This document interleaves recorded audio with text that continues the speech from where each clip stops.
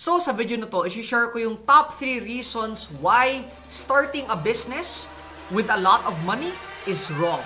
Let's go.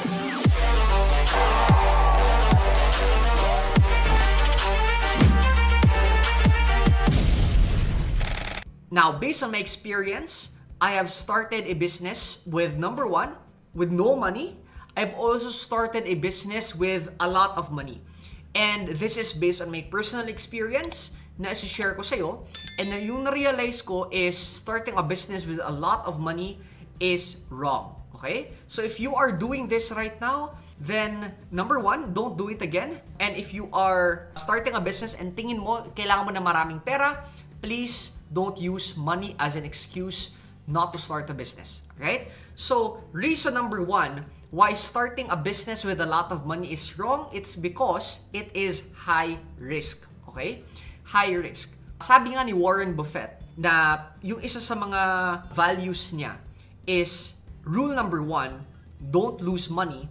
Rule number 2 is don't break rule number 1. Okay? Yun yung isa sa philosophies ng isa sa mga richest man in the world.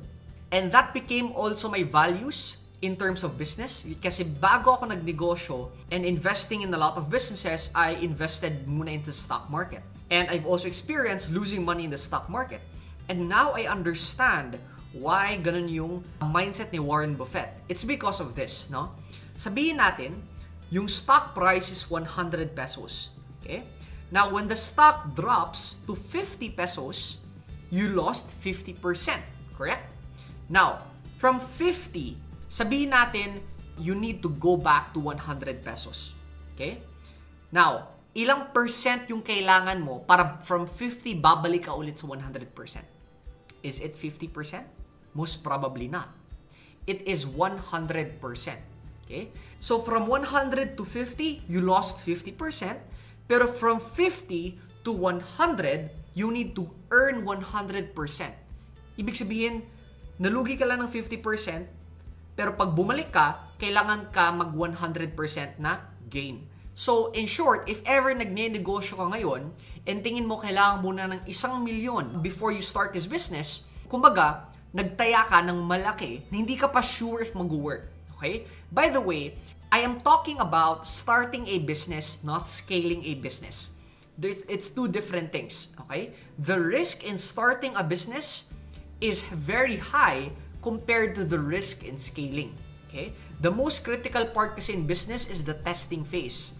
And in starting a business, hindi mo pa alam, hindi mo pa na-test, hindi mo alam if nag-work yung product, hindi mo alam kung sino yung target audience mo, hindi mo alam how much capital you actually need, hindi mo alam ano yung profit margins mo, hindi mo alam kung ano yung kailangan ng customer mo to be able to over-deliver.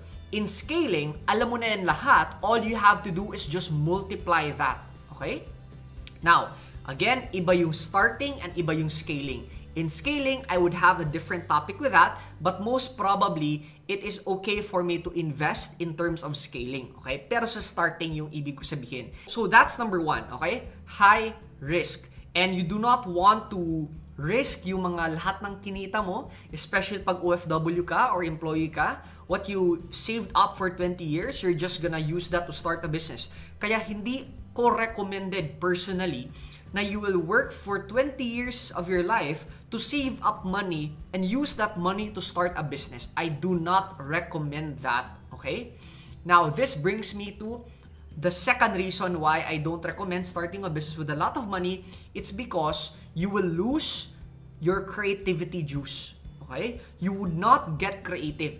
Now, if ever kasi meron kang pera, you can easily hire people. You can easily get an office. Kumbaga, everything yun yung plan mo, matutuloy. So, it's easy. That's why you are tempted to get money. You're tempted to use your savings because it's easy, okay? But here's the problem. If you have the money, mawawala yung creativity mo.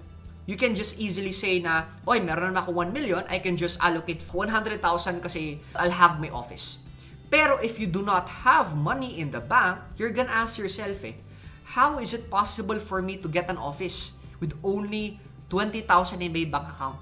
So ngayon, napapractice yung creativity mo. Okay? And this is especially useful for entrepreneurs who have not made their first million yet. Okay?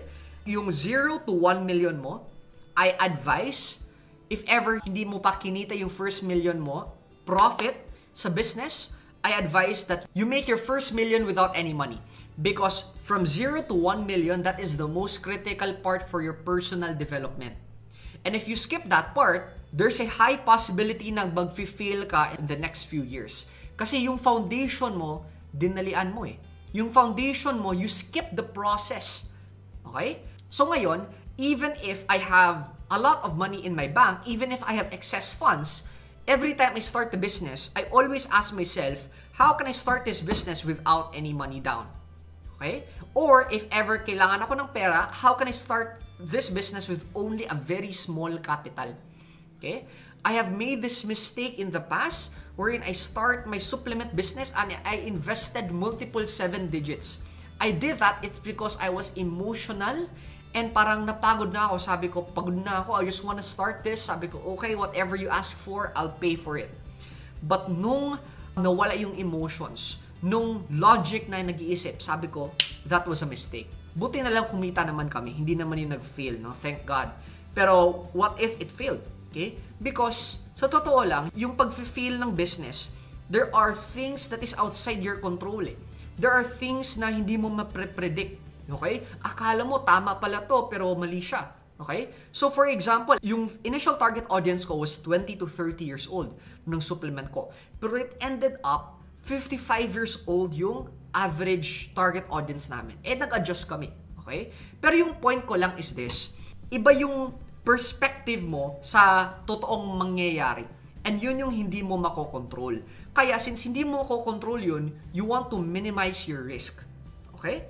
So, another story that I want to share is we have this e-com partnership that we're launching. And the truth is, we're not investing a lot in terms of this partnership. And I'm happy because I'm following my own rules. Okay? So, just to give an idea, it's a service-based thing kung saan tinutulungan namin yung mga e-commerce entrepreneurs scale their business. And yes, we need a warehouse, we need all of that. Pero we used our current resources, since I have partners naman ito, we used our current resources muna before, adding a lot of money. And in fact, if ever someone from our team would say, hey, kailangan tayong mag-contribute ng 1 million pesos each, ako yung first na magde-decline. It's because it's against my rules, my values, no? Yun yung sinasabi ko. Ask yourself, if ever may gusto kayo i-achieve, even if may pera ka, and nagsisimula ka pa lang, ask yourself, how is it possible na makuha ko tong thing na to without investing a lot of money? Okay? This brings us to my third reason why starting a business with a lot of money is bad, is wrong, and is not good. It's because you skip the experience. Kanina, shinare ko yung 0 to 1 million experience ko. Buti na lang na wala akong pera nung time na yun. It's because natuto ako paano mag-video.